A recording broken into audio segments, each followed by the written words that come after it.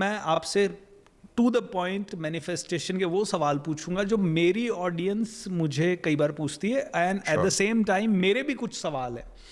जैसे कि एक सवाल आता है, मेरा ब्रेकअप हो गया है और मुझे उसी पार्टनर को वापस अट्रैक्ट करना है, how is it possible?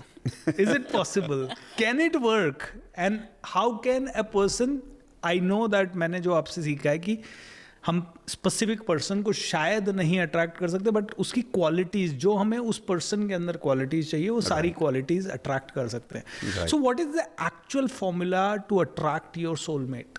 Okay, don't attract a person, attract energy. बोलने का मतलब बहुत सिंपल है, इंसान को मत अट्रैक्ट करो, उसकी एनर्जी को अट्रैक्ट करो।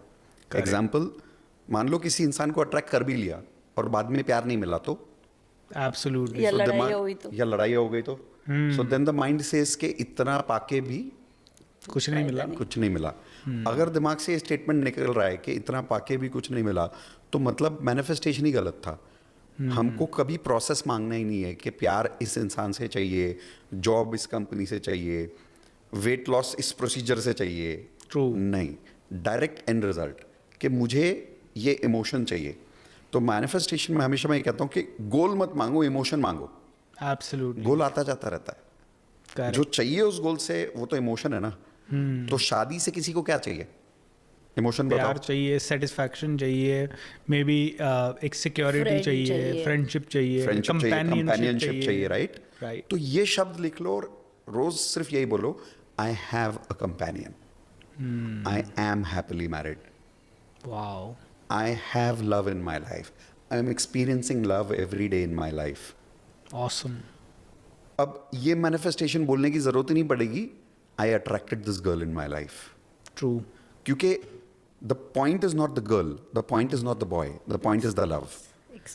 और अगर हमने प्यार नहीं मांगा तो ये हो सकता है कि इंसान मिल जाए और प्यार ना मिले। करेक्ट। तो बहुत ज़रूरी है कि हम इंसान ना मांगे, प्यार मांगे। अब फिर लोग बोलते हैं कि मुझे इसी इंसान से प्यार क्यों नहीं मिल सकता?